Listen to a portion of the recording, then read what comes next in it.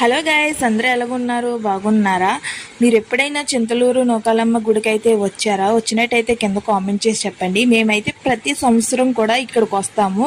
కాకపోతే ఇయర్ కాస్త లేటుగా వచ్చాము. ప్రతి ఇయర్ అయితే కళ్యాణం రోజున మార్నింగ్ కళ్యాణం చూసుకుని ఈవినింగ్ అయితే మేము టెంపుల్కి వచ్చి దర్శనం చేసుకునే వాళ్ళం. అస్సలు ఖాళీ ఉండేది కదండి.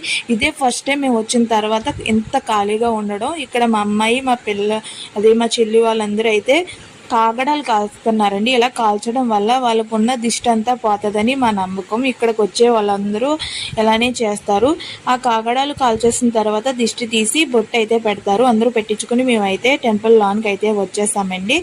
అస్సలు జనం కూడా చాలా తక్కువగా ఉన్నారండి. అస్సలు ఇంత ఖాళీ ఉంటుందని అయితే ఊహించుకోలేదు. అదే కళ్యాణానికి వస్తే అస్సలు ఖాళీ ఉండలేకపోయానండి.